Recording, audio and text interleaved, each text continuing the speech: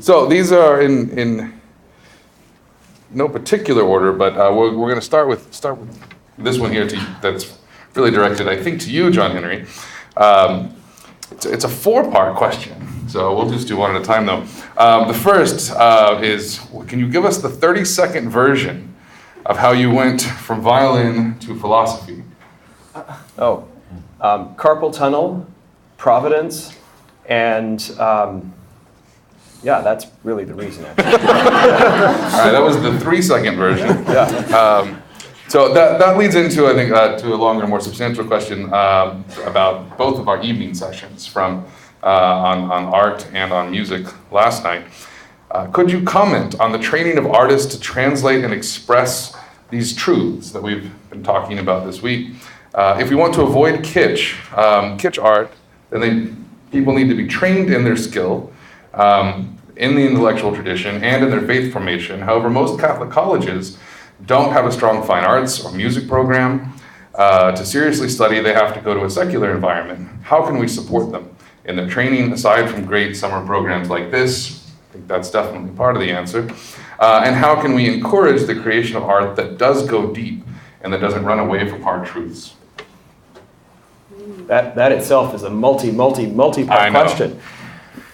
Well, where to begin? I mean, I think that the first thing is to, I'm glad the person asks about or assumes that many people who go into the arts will study in the mainstream. I think it's important that Catholic colleges, Catholic universities have art programs, music programs, but I think it's a mistake to think that these programs will be necessarily superior in every respect.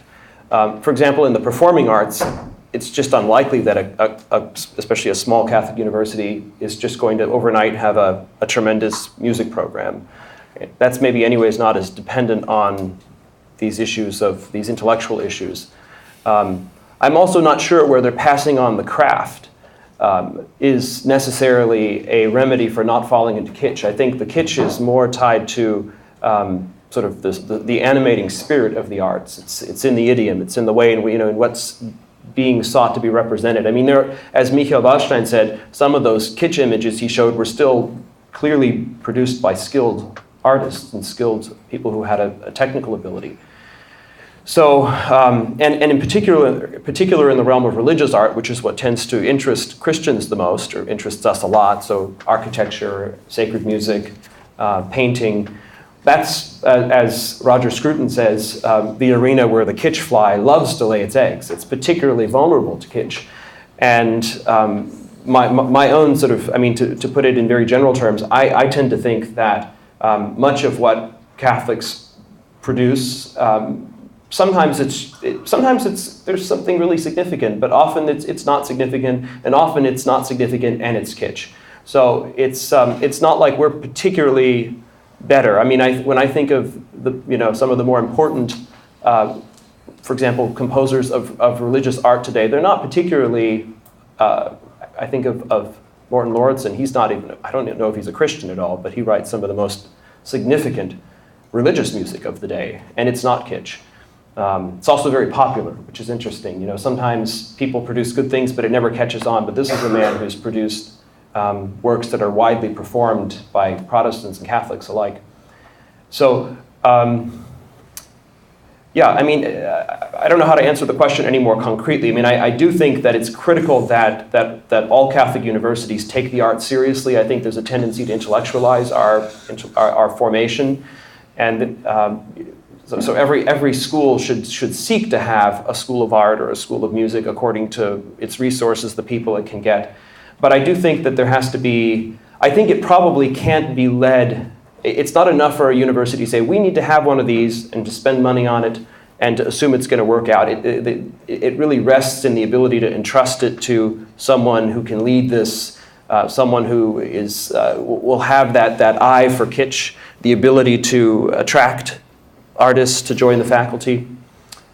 I don't think I can really offer anything more there's no simple formula to this, but it begins in taking it seriously, taking art and artistic expression seriously as a mode of knowledge and a mode of expression of truth.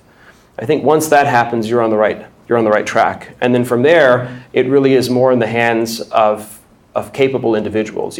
We've seen what happened when when donors want to fund colleges and don't understand, Catholic education fully. It can lead to serious problems, and that happens just as much in theology and philosophy as it happens in the arts. So, I'd like to add one more thing to that I know some of our friends in the audience will appreciate. Buy it. If you like good art, buy good art. If you're on a parish council, encourage them to buy good art. A lot of the reason that we have kitsch is because nobody sort of stands up for real art. And it turns out that real art requires artists to make it, and they need to have the time and the skill and the resources, which requires money. The church was the great patron of the arts for a long, long time, and now it's not. When there's no one to support it, the arts then go away as well. There's a market aspect to this. Of course, people buy kitsch too. They do, which is another part of the problem. Stop buying kitsch. Once you learn the difference, you are now morally accountable. So you might not have been blamable last week, but you are now. Yeah. You're going to have to go home, look at all the stuff on your walls. We're sending you home with consciousness. Yeah. And steep yourself in good art. Yeah, and steep yourself, your children, and your local community in good art. Mm-hmm. Yes. So it's a multi-pronged approach. Basically, I'll do all of it. Anything else on that? All right. Well, you notice we led with the question on art and beauty. Next question. I understand that dualism, as any view of reality that holds that there are two fundamentally and irreducibly different types of beings and something that I can't read. So are they all bad? So that's the question. Are all dualisms bad? Yeah, maybe I could say just a word on that, since that was my subject in my address.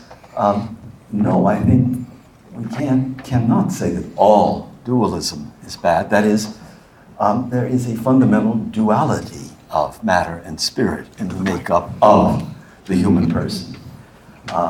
And we're not angels, we're not beasts, we're this mysterious composition of matter and spirit. That's reflected in that wonderful idea that man is a microcosm, recapitulating in himself the whole world of matter and spirit, forming a kind of unity in creation like no other creature. So, but that role of microcosm, we can't fulfill it unless we acknowledge this duality in our makeup. We have one foot in the material world and one with our head in the spiritual world. And so that duality is non-negotiable. And in that sense, all Christians are dualists. The dualism I was targeting was a different kind that somehow lets the person withdraw into his or her inwardness and be estranged from their bodies and treat their bodies as objects of manipulation. That's a disorder. That's bad dualism. But there's a certain basic duality that we have to fight for and preserve, which is fundamental to the Christian vision of the human person, I would think.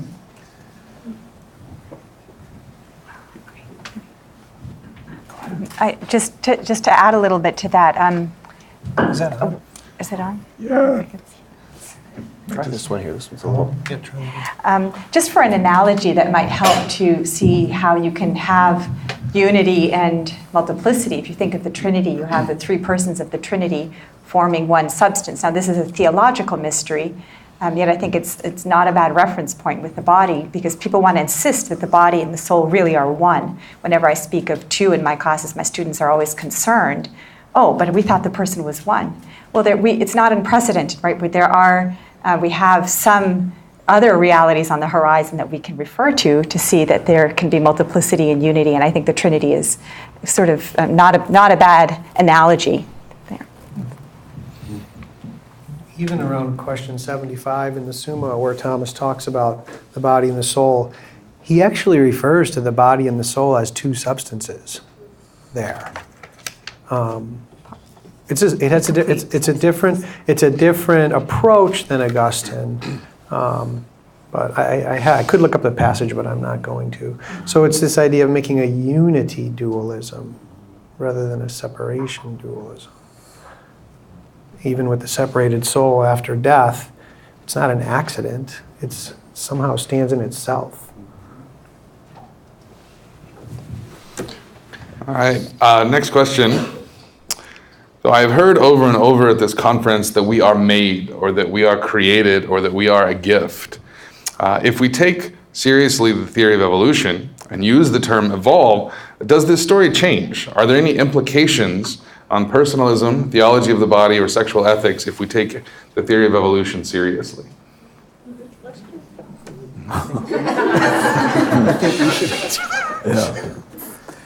Yeah, well, it all depends on what you mean by the theory of evolution.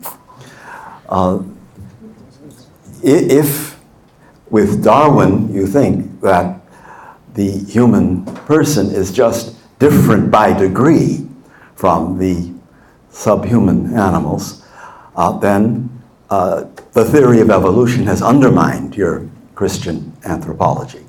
One has to acknowledge a fundamental difference of kind between us and the most clever and intelligent chimpanzees. And insofar as evolutionary theory hinders or doesn't want to acknowledge these differences in kind and make all the differences just gradual, to that extent it would be, I think, in opposition to Christian personalism and Christianity altogether. So that is maybe a first. No, but if you have a theory of evolution that accounts for and leaves space for a creator God and space for the human person as something new in the created world, why then it seems to me the theory of evolution is not at odds with and can be even made to serve the personalism that's been at issue and been defended here. That's my first thought on the question, but I don't have Pete and... Could you elaborate on how it could be made to serve? Well,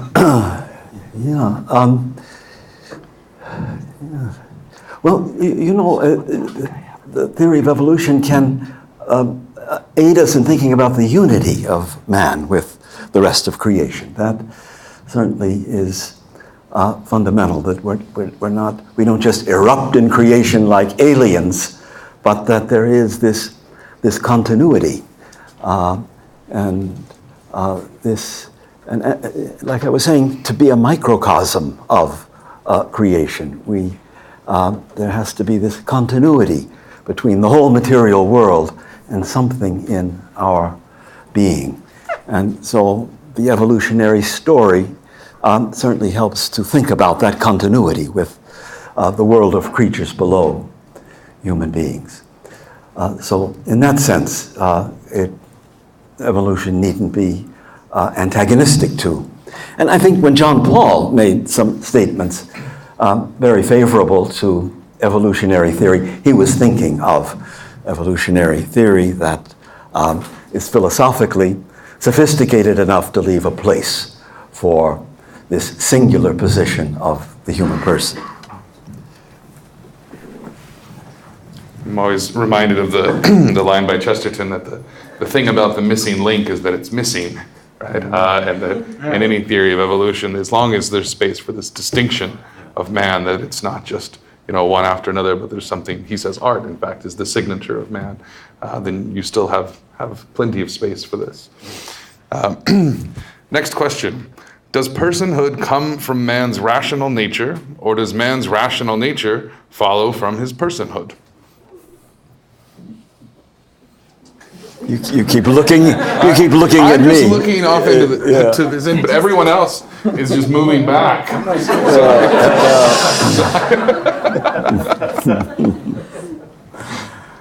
Yeah. Well, the question has a problematic assumption in it, because it asks, does the person come from rational nature or rational nature from the person? That's assuming one must come from the other. I would prefer just to distinguish them and say that rational nature is, in some sense, the common property to all human beings, whereas personhood expresses, like St. Thomas teaches, the individual rational being. So there's a focus on this unique individual in the concept of person. When we say rational nature, we refer to what is common to us all, what transcends our individuality. So in that respect, rational nature being communicable to all and being a person, this incommunicable individual, are necessarily distinguished. So I'm not going to say which one comes from which, but just say that there's that obvious distinction that we have to make. One little thing that I say in my classes to get people to grasp that distinction is when you make a new friend or fall in love, you don't run home to your family and say, guess what, I met another functioning intellect.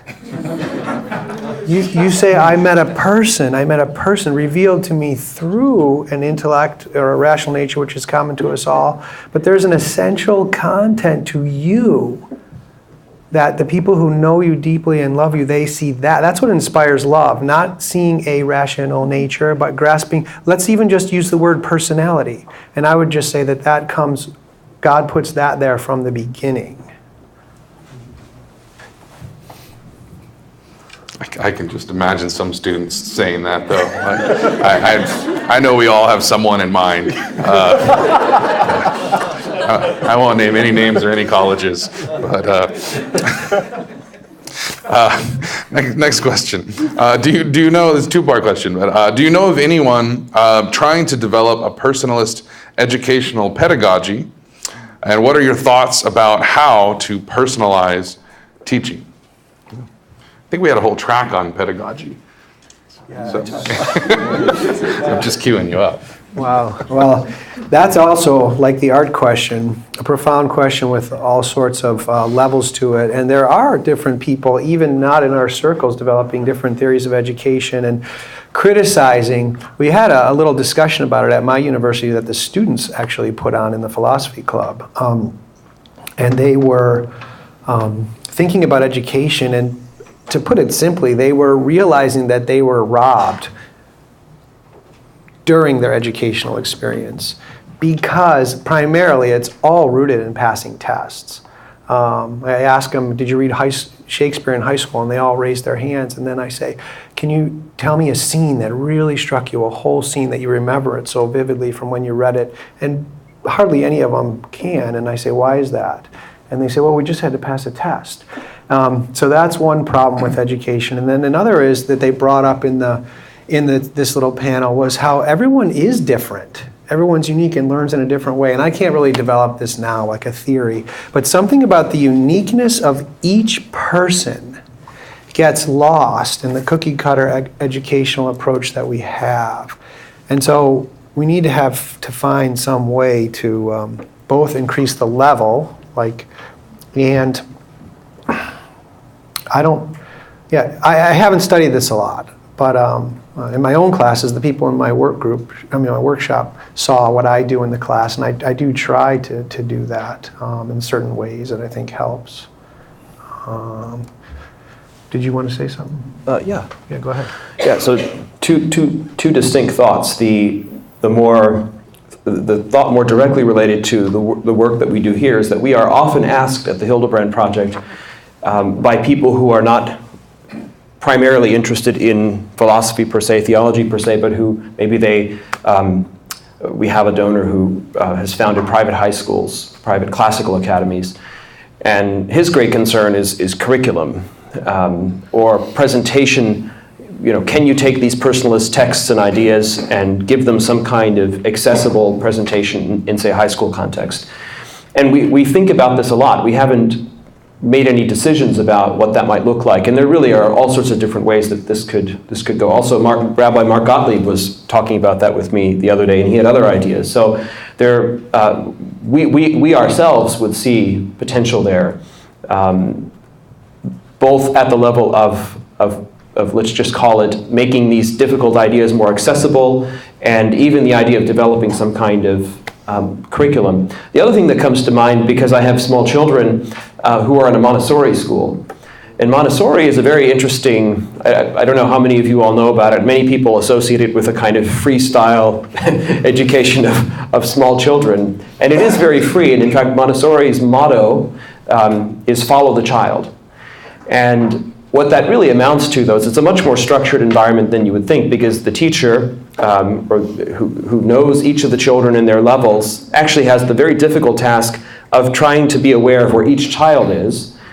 But then the child learns at its own pace, and it's much more rooted in discovery. These children still have, the experience of going to school, as so often happens, has not extinguished their curiosity, because they're more interested in their peers, or the test taking, which arrives so early, or the technology which now shows up we have friends whose children are in kindergarten with iPads. There are no iPads anywhere near a Montessori school. It's also very embodied. So just one example, the way in which the use, and this is not personalistic as such, but it captures the embodied state. An educational model that focuses on embodiment is that when they're very little, they have these puzzles, and they're picked up with these little knobs. Well, the knob is exactly the width of a number 2 size pencil. And so they grab it with the grip of the pencil. So there's this kind of interlocking approach where one early skill paves the way for future skills. And that's true of almost everything. So it's a wise pedagogical approach, one rooted in experience, and one with an extraordinary respect for the child. Contrary somewhat to the stereotype of Montessori, which is somehow that the children just run wild and draw maps or do puzzles. Though I had 1 year of Montessori, and from what I'm told, all I did was copy maps. So, but it doesn't seem to have hurt me too badly. Yeah. Oh, I wanted you to say your proposal. Yeah, right. When I think about pedagogy and the fundamentals of that from a personalist point of view, I always think of this memorable line in John Paul. I think it's in one of the great encyclicals of John Paul, that the task, he says, of the church is not to impose the truth, but to propose it. And that's got a lot of validity, not just for missionary work and proselytizing, but for teaching, and even teaching the kinds of issues about man and woman that we've been talking about in this seminar. There is, and raising one's own children with a certain understanding of sexuality. There's an incredible parental restraint that is required to propose and then not to follow up with lots of subtle coercion, to be sure that your proposal is carried out, but really to step back, create a space in which the child can really decide in all freedom for or against your proposal. But that respect for the freedom, especially in subject matters like faith, moral formation, that respect for the freedom of the person being taught, that I think is absolutely fundamental to any personalist approach. And after all, it's the kind of pedagogue that God is, this mysterious silence of God that every believer has to feel and sometimes suffer under is in part a certain withdrawing of God so that we have the space in which to make our choices without any even subtle divine coercion or manipulation. So the divine pedagogue is eminently a personalist one, respecting our freedom, and so the different human kinds of teaching and pedagogy have to know how to propose, indeed, in all clarity, but still then step back. And, like the angel at the Annunciation, the incarnation is proposed, and then only at the ascent of Our Lady does the whole divine project go forward. And so that I think that there's in the church some growing awareness of the danger of coercion in matters of faith. The whole Declaration of Religious Liberty of the Vatican Council is an expression of that, a part of the council particularly dear to John Paul. So subtle forms of coercion whereby Catholicism would be established and other religions wouldn't have rights to be present in the public square. That conversion was, for the most part, renounced by the church at the council in that declaration. And that really is driven, as the council itself says, by a growing awareness of the freedom of persons. And so that has consequences for pedagogy. One thing I just briefly have started doing in my philosophy classes, we were talking about it at lunch, is beginning with striking best-selling autobiographies that raise really existential questions, like Ghost Boy, maybe you've heard of that, the guy who was trapped in his body for 10 years, or When Breath Becomes Air, or Being Mortal by Atul Gawande. You got to give reading quizzes to get them to read it. But once they start reading it, they really like it. And from those type of books, you can really get some, right on the first week, deep questions about the meaning of life. And then you can introduce philosophy texts to start to get more structured discussions of them. I think there's a book called My Battle Against Hitler that is somewhat similar to the striking personal memoir, great philosophical relevance.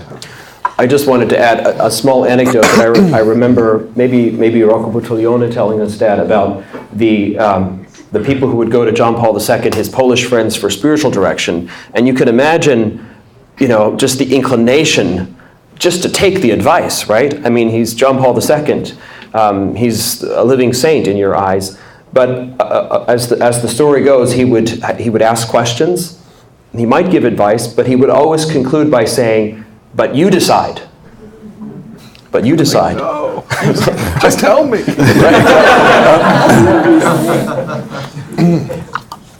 Can I bring something else up on the subject of pedagogy? Completely different subject. I have great personalist reservations about online education. I think it is depersonalizing, especially. That doesn't mean you, live audience. he's talking about something and someone else. He might mean that.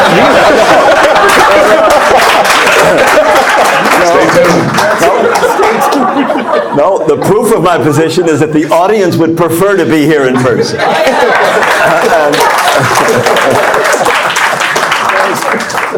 In any case, in areas like philosophy, where I've had to deal with it and think about it in our university deliberations, I think tremendously much gets filtered out when you don't have the living professor face to face in the body, where you don't have a community of students who see each other and form friendships in their learning together.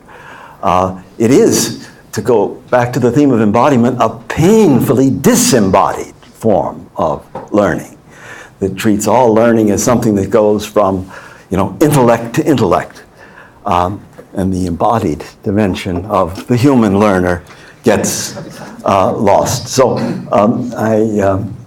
I think that personalists will have a lot of reserve, raise a lot of concerns about the establishment of online education, especially when it replaces this living face-to-face encounter of the teacher and his students.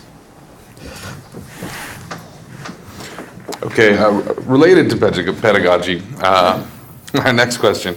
I have a couple of questions. This and the next one both, which I've synthesized from a lot of the questions that you all gave that were somewhat similar, and tried to distill it down a bit to its essence. So it might be a bit more general than the question you had written. The question is this: how do we translate what we have done here this week at the seminar to colleges and to high schools, to parishes, into something practical? How do we take a week of philosophy talks and lectures and conversations and apply it outside. Well, I'll just say one of the. Yeah, you should take No, this I'm one not- because the I'm next not one is the harder. first. So Oh, okay. yeah, just a heads up. Well, maybe one of the things we talked about in our little discussion group was the idea that parish life in America isn't really very good. And parishes used to be, I think a good word to describe them, how they used to be, is like a neighborhood. And I think that one of the ways to start would be to try to somehow recapture that. I helped in my, just one little thing I recently did, I helped some of the young adults in my parish form a young adult group, and which is good, but it's still separate from the whole parish. And I said, let's go to the Stations and Soup. During Lent, they have it every week. And that was all very elderly people. And we went and mixed in. And so one thing would be to create, or like we were saying, how a lot of the college students these days, it's almost an epidemic. They're all suffering from anxiety. And the solution to that is community. So one answer is we need to actually somehow form wholesome. Another little one I did at my college was we had a few students from Germany, and so we had just a small group got together once a week, once every other week, read a German poem together and discussed it, half hour. But we felt so happy after that. It was just a simple, wholesome. So one answer is to start to form things like that. I know we have some people here who have young adult groups and things like this, and I think that there's a huge interest in these things right now, not always necessarily at the parish and through the parish, but in a more organic way. Some of you know, might even have been to a theology and philosophy group that I have hosted for many years with some friends in Texas. Very informal, it's at a bar. We have met once a week. We put readings together. I sort of put together a semester of readings, and we just get together and we talk about it. And this relates to this particular question, right? Because you're asking, how do we take this? Well, you know this stuff, right? But you have lots of friends who don't. And you have lots of friends who are also very well-educated people and professional people who are perfectly capable of learning this material, but they need a guide. Be that guide. I mean, if they're willing to talk with you about it or listen, start something. I mean, you've got a great, little spiral of readings that we put together. Go read through it with some people. There are lots of ways. I don't think there's ever sort of a way, but I think that what that way is sort of figuring out what you can do in your particular situation, whether that's your school or with your friends. Find people who are interested and make your way. Something that I always think about with regard to personalism, I would put it like this, is that personalism brings a very high standard for the life and behavior and witness of anyone who considers themselves a personalist. And for example, when we speak of an Hildebrand in shorthand, we always say we promote the thought and the witness. There are many thinkers, capable thinkers in many disciplines where it would be not meaningful to speak of the witness. It might be interesting if they were interesting personalities, but it's essentially linked to the body of ideas that are broadly personalist in nature. And so I think that, one more thought, I think my discovery of Van Hildebrand was as much based on certain texts that meant a lot to me, but it was above all the personal witness. And for me as a young teenager, sort of first discovering his anti-Nazi witness that spoke to all sorts of things that were near and dear to me as a young man, looking for strong, courageous, principled, fearless witness. So I think that not only do we need to get our friends involved and act as guides, but I think that maybe the witness will not be so. Maybe people will just understand that you are more likely to listen than others, and more likely to engage in sincere conversation, that you can be winsome in your expression of views. And maybe if the friendship that you have is more intellectual, they'll realize that there's an underlying set of principles. But I think that there's a kind of radiance, radiance or something that really should exude from us, that whether someone is able to read our texts or not, they pick up But then, of course, when there's a readiness for learning more what makes us tick, there's this readiness. I always think of this line, actually the letter that Pope Benedict XVI gave to the Hildebrand Project in 2007, which was a kind of founding document. I think it was in all of your materials. He quotes the first line of the letter of St. Peter, always be prepared to give an account of the hope within you, which he interpreted obviously in a personalist way. It meant both in our lives and also in a kind of personalist, persuasive presence. So you're saying Pope Benedict sees us as like the modern day St. Peter? Why not? Okay. just to clarify. Okay. Any more on that question? Yes. Just one footnote to what John Henry says. There's also a very plain everyday witness of just taking each human being you encounter as person, not just staying in a purely pragmatic attitude toward them and using them and forgetting them, but taking them seriously, if only with a simple greeting to somehow honor their existence as person. There are many small ways having time, how often the preoccupation with time prevents us from really being present to a person. And so that availability, as Marcel called it, or that capacity for presence to another person, that's a kind of lived personalism that you are, and all of us are called on many times a day to practice.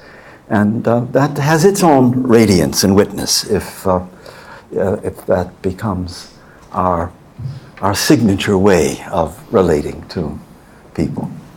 If I could just add to what Dr. Crosby said, that sometimes the eagerness to evangelize can actually make a person feel depersonalized as well. So it seems as though, I would just want to second that simply receiving the person, knowing that his journey is his own, and that you're just intersecting in a very small way.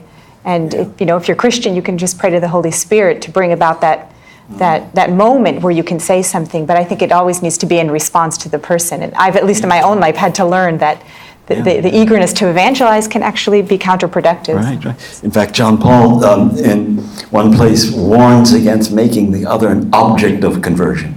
Yeah. So just the bar is really high, people.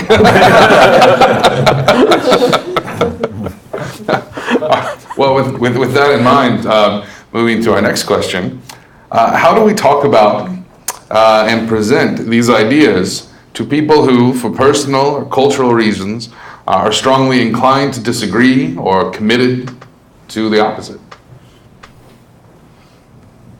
I'm looking at you because you're looking at me. Oh. So, Do you want to go first? Yeah. No, were you lifting your mic? Well, I was, but Okay. just because nobody else was. Again, I think maybe the answer I have is similar to the answer to the previous question. I think first, each of us has to really understand ourselves. Sometimes people say, well, what you're saying is fine, but how do I present this to others? Well, I always think we have to begin with ourselves, understanding the deepest reasons for whatever it is, for our personalist principles, for the teaching of the church. And then I think when we encounter others, we have to respond to them as individuals. And I don't think, again, there's any, as you say, there's any recipe for how to do it.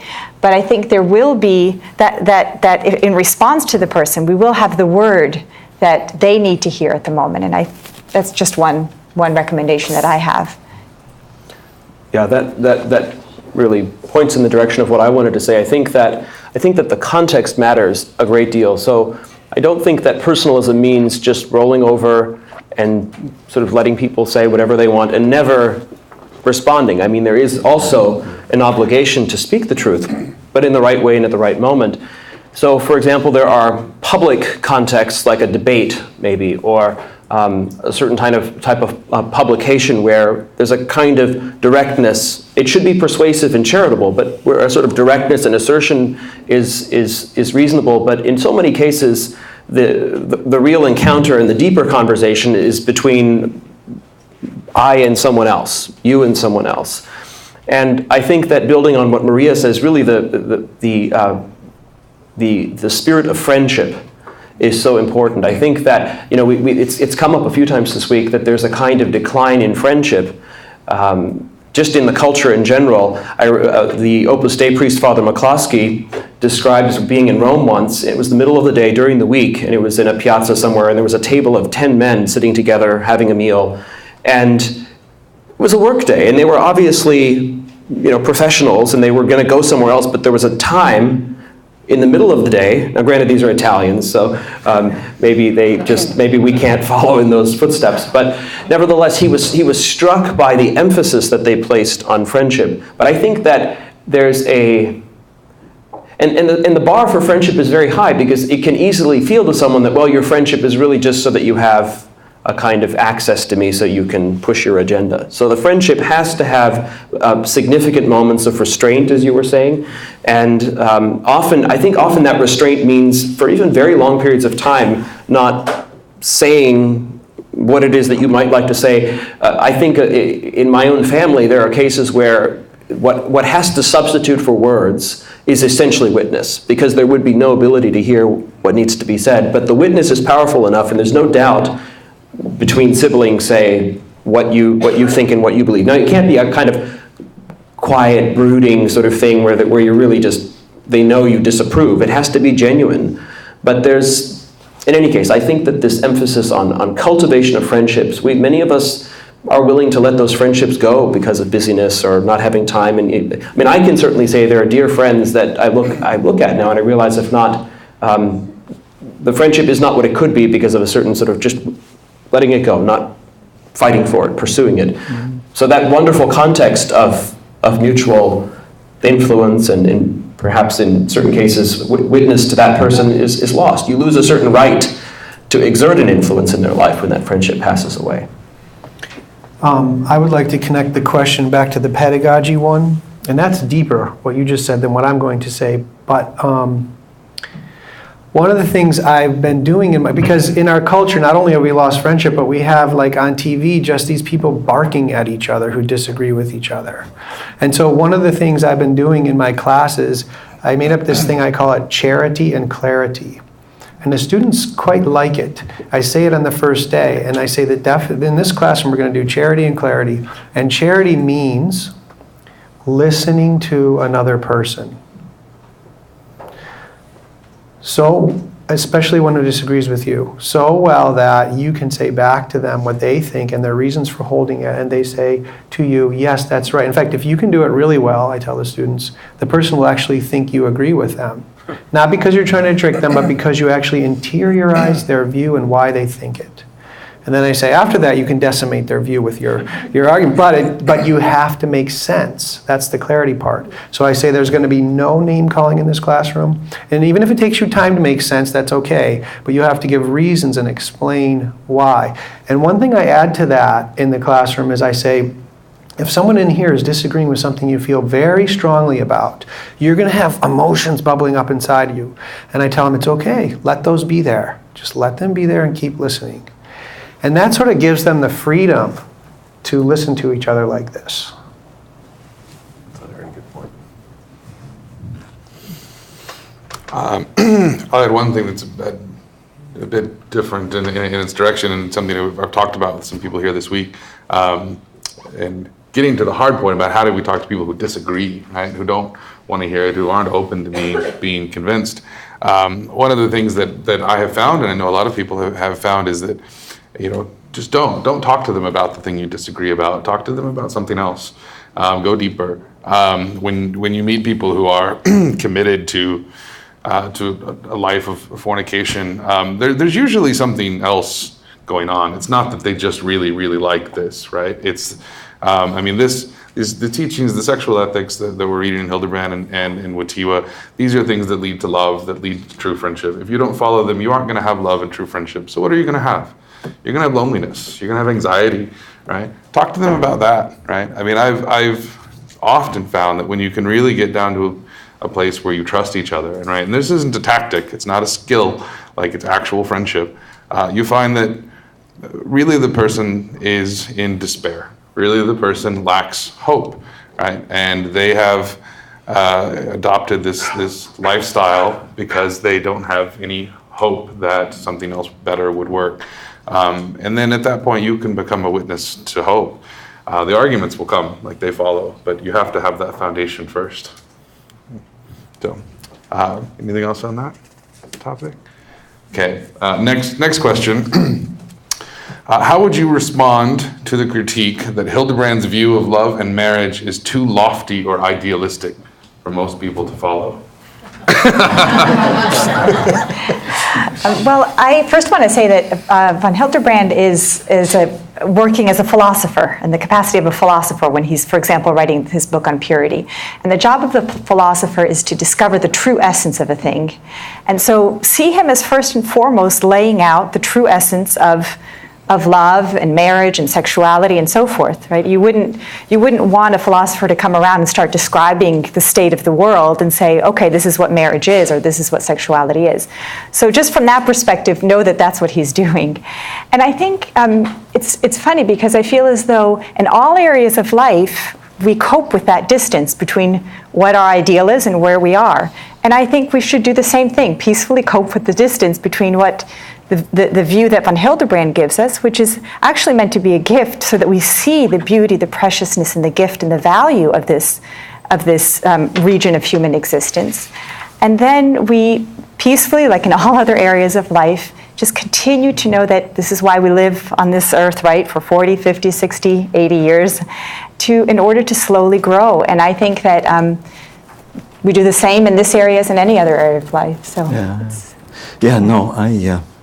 I quite agree with that. And Van Hildebrand doesn't claim to be a pastor. He doesn't claim to be giving out wise counsel to people in difficult situations. But he's doing what philosophers do, namely show forth the nature of spousal love. And you know, it's really not so different from what you find in Scripture. One says, oh, Hildebrand has such a lofty ideal. Well, what about love God with all your heart, all your mind, all your might, love your neighbor as yourself?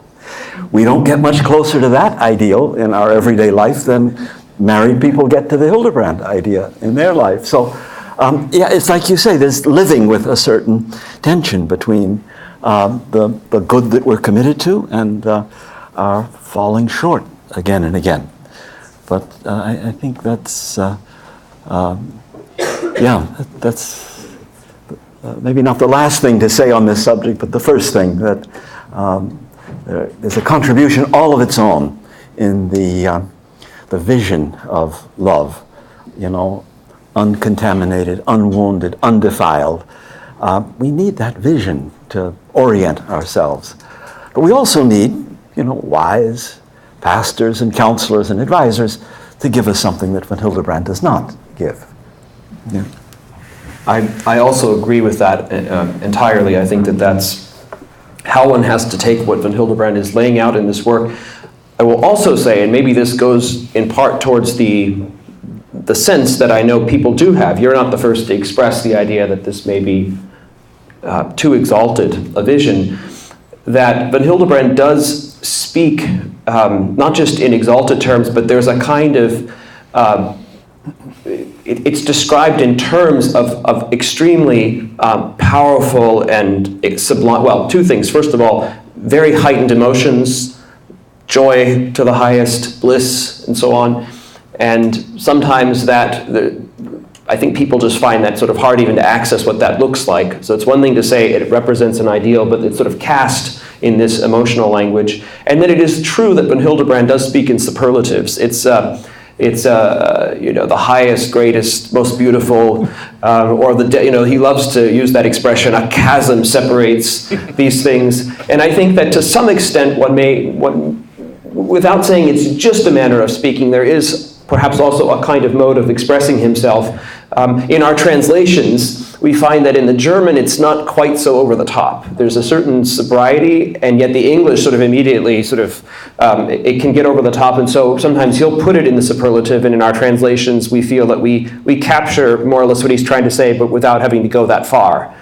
So there's an effort in our translations not to, because I do find, I mean, of all the things that seems to, I don't want to say repel, but confuse people, it is sometimes this it's the exalted language in a way more than it is the vision itself. So I would just sort of say as a sort of guide for reading him. This is true. Right, poetry and charm. In fact, Alice von Hildebrand, and thank you for her prayers, one of her signature phrases is poetry and charm, poetry and charm. To the, you either have it or you don't have it. You don't want to not have it in her presence, but there are friends of mine who, when we look at each other, we just say, poetry and charm, But yes, no, but it's a mode of speaking. There's something to it. I mean, it's not that there isn't, that he isn't identifying real qualities. I like that about your talk, Maria, that you were talking about how he uses this language of qualities. These values are felt as qualities, and there's a great deal of sophistication in that description that I think is true to experience. But nevertheless, I don't want to beat the dead horse here. Yeah.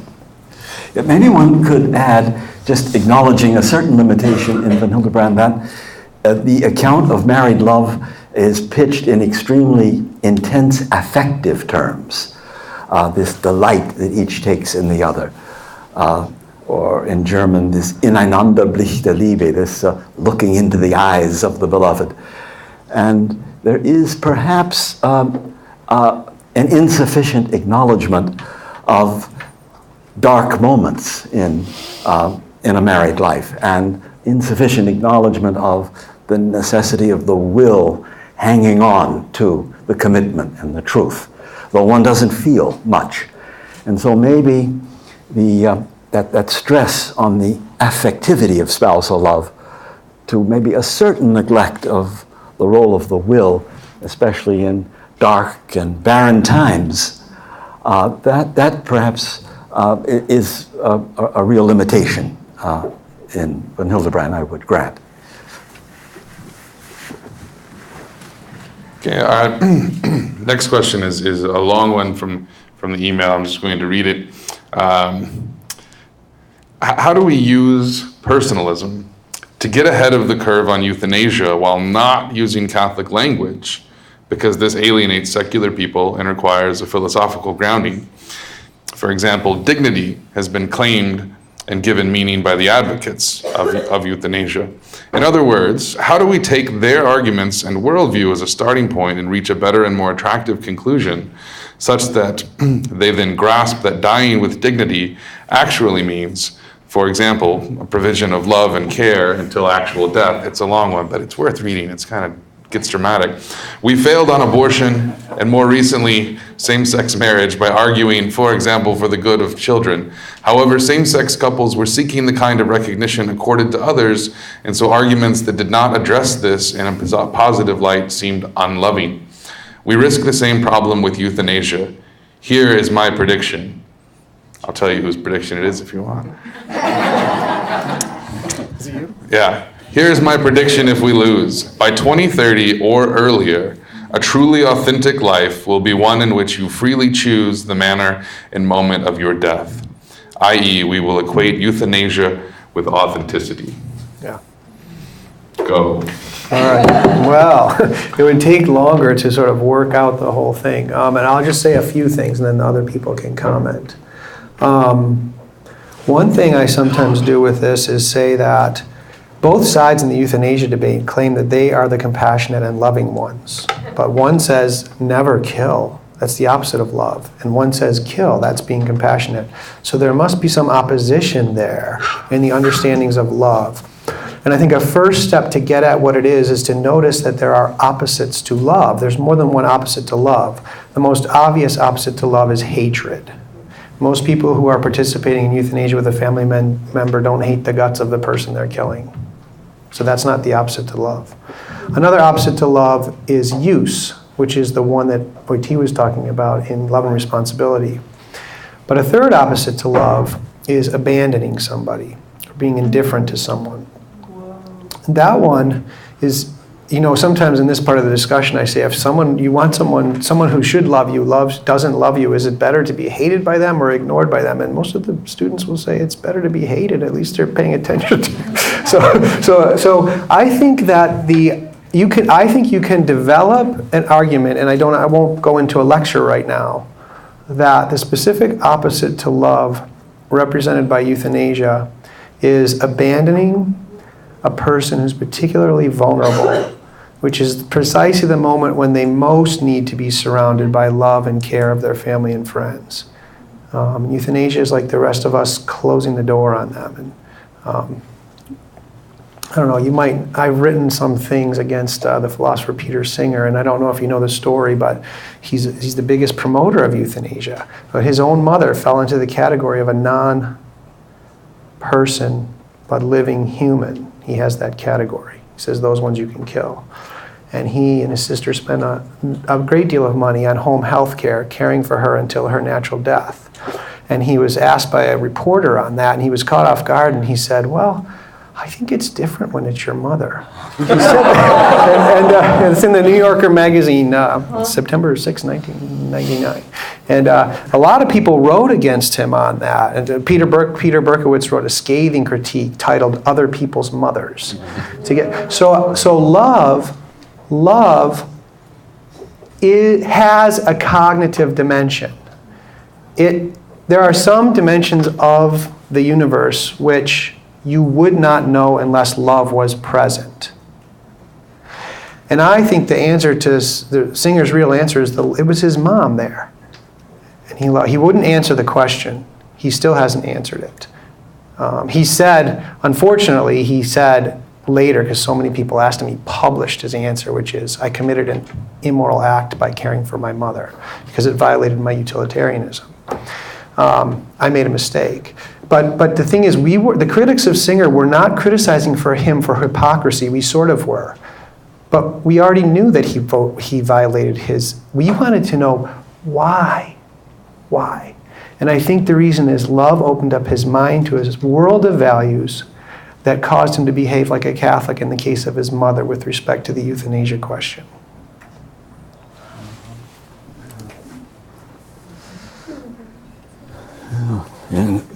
Yeah.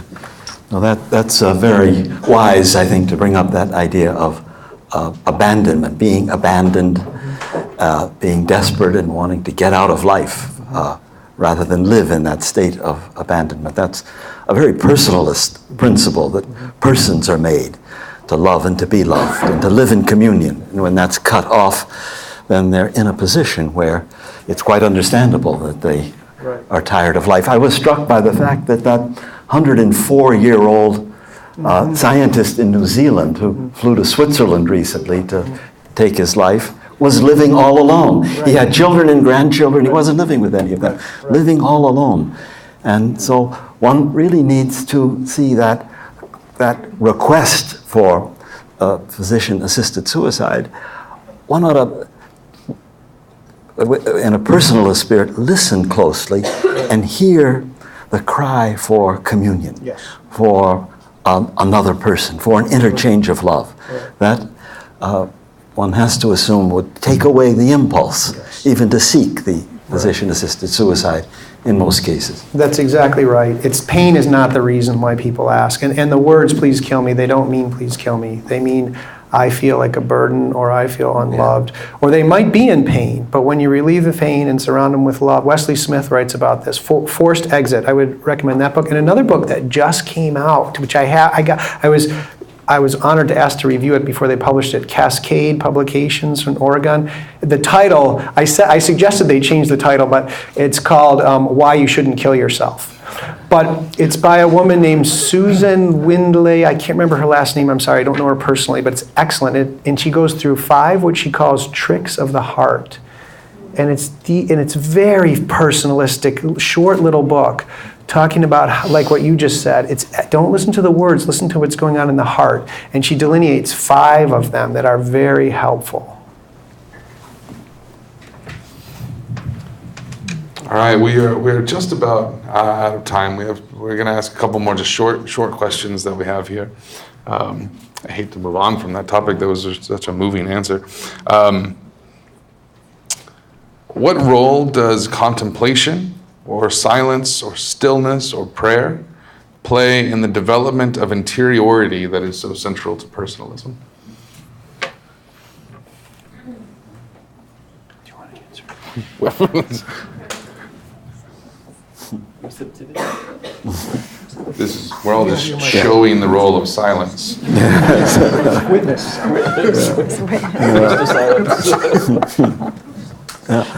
Well, in the writings in mystical theology and masters on prayer, you have this idea of a certain prayer of recollection, of somehow recovering oneself out of this scatteredness in which we usually live, this dissipated state, and somehow coming to ourselves. St. Benedict in his rule says the monk cultivates a habitare secum, dwelling with himself.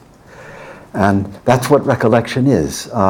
It's this antithesis to scatteredness and dissipation into 1,000 external things, and a coming to oneself and dwelling with oneself. And it seems to me that that's a certain way of cultivating oneself as person. That you're never so much alive as person as when you're deeply recollected. As recollected, we're in a position to make deep and significant decisions and commitments. And that idea of staying intact, alive, thriving as person through this prayer of recollection, I think that makes personalist sense.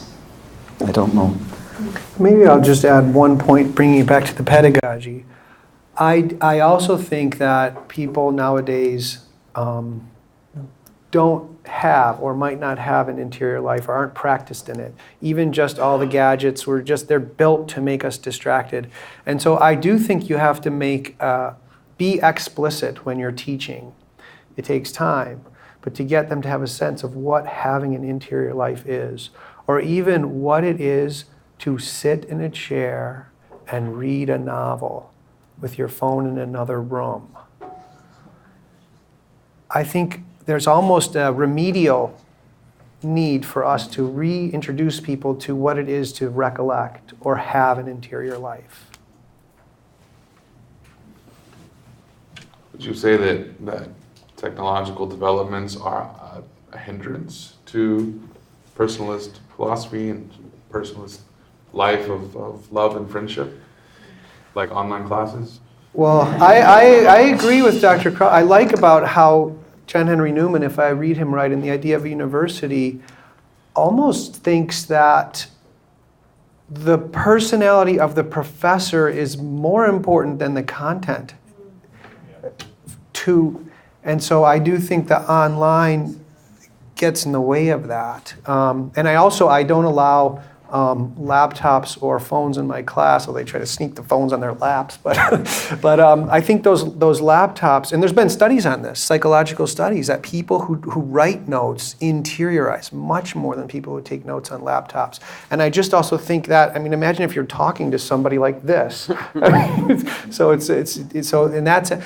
won't say it's, I don't think it's intrinsically, I don't know, but I do think that the way the phones and the computers are used now is an addiction.